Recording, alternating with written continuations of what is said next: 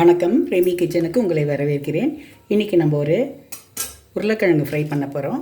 ஒரு 3-4 உருளைக்கிழங்கை இந்த மாதிரி வேக வச்சு சின்ன சின்ன பீஸாக இப்படி கட் பண்ணி வச்சுப்போம். அதை கொஞ்சமாக தேங்காய் எண்ணெய் போட்டு இந்த ஆயிலில் போட்டுப்போம். நான் தேங்காய் எண்ணெய் போட்டிருக்கேன். உங்களுக்கு தேங்காய் எண்ணெய் பிடிக்கலன்னா உங்களுக்கு என்ன ஆயில் பிடிக்குமோ அந்த ஆயிலில் போட்டுங்க. இது குழந்தைங்க பெரியவங்க எல்லாருமே சாப்பிட்லாம். அதிகமாக காரம் இல்லாமல் மிளகுத்தூள் போட்டு மிளகு வறுவல். இது மிளகு, ஜீரகம், சோம்பு எல்லாம் ஒன்று பாதியமாக இடித்து வச்சு அதுதான் போடணும். இதில் இது வேகும்போதே ஃப்ரை ஆகும்போதே தேவையான அளவு உப்பு போட்டுப்போம். பூஜாரி பக்கத்தில் வைக்கக்கூடாது, சூடு இதாகிடும். கொஞ்சமாக மஞ்சள்தூள் போட்டுப்போம். சாதா மிளகா பொடி போட்டு வறுக்காமல் இது ஒரு வித்தியாசமாக மிளகு போட்டு வறுக்கிறது. மிளகு பூண்டு போட்டு இது மிளகா கிள்ளி சாம்பார், ரசம், லெமன் சாதம், தக்காளி சாதம் அந்த மாதிரி கட்டிட்டு போகிற நம்ம லஞ்சு பேக் பண்ணி போகும்போது அவங்களெல்லாம் இந்த பொரியல் பண்ணி வச்சு கொடுத்தீங்கன்னா ரொம்ப நல்லாயிருக்கும். கொஞ்சம் வதங்க போகுது. அதிகம் ஆயில் விட வேண்டாம், கொஞ்சமாக ஆயில் போதும். ஸ்டவ் ஹை ஃப்ளேமில் வச்சுக்காதீங்க, சிம்லேயே வைங்க. ஏன்னா வெந்த உருளைக்கிழங்குல சீக்கிரமாக அடி பிடிச்சிடும்.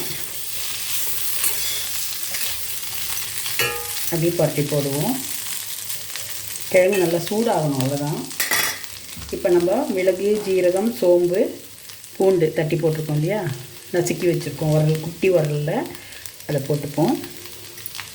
இது கொஞ்சம் அப்படியே அதில் வதங்கணும். இந்த மிளகெல்லாம் அந்த உருளைக்கிழங்குல சேரணும். அதுக்கு கொஞ்சம் அப்படியே பரட்டி போடும். கொஞ்சம் சேரட்டும், கொஞ்சம் வதங்கட்டும், அப்படியே இருக்கட்டும். கொஞ்சம் ஹை ஃப்ளேமில் வச்சுக்கலாம். இந்த டைமில் வேணுன்னா கொஞ்சம் ஆயில் விட்டுப்போம், அடி பிடிக்காமல் இருக்கும். பூண்டோட வாசனைலாம் போகணும், பச்சை வாசனை.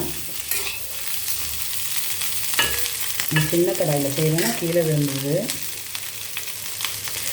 கொஞ்சமாக செய்கிறதுனால நான் சின்ன கடாயில் செய்கிறேன். நான் சும்மா ஒரு 3 உருளைக்கிழங்கு தான் எடுத்தேன்.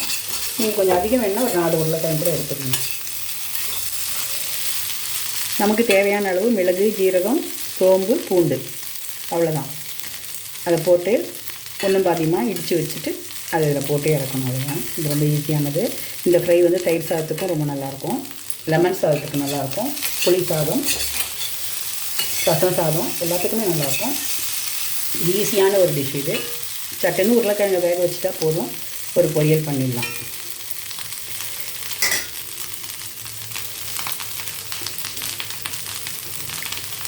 போதும், ஆஃப் பண்ணிடலாம். கொஞ்சம் அந்த சூடுலேயே இன்னும் கொஞ்சம் வதங்கும். ஏன்னா கடாயில் சூடு இருக்கு இல்லையா, அதிலே கொஞ்சம் பரட்டி போட்டால் பச்சை வாசனைலாம் போகும்.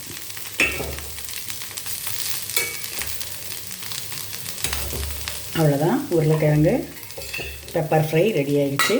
இப்போ நம்ம கிண்ணத்தில் மாற்றி எடுத்துக்குவோம். ரொம்ப ஈஸியானது, டேஸ்டியானது. லெமன் சாதத்துக்கு ரொம்ப நல்லாயிருக்கும், மிளகா கிள்ளி சாம்பார் சாதத்துக்கும் நல்லாயிருக்கும். நீங்கள் ட்ரை பண்ணி பாருங்கள்.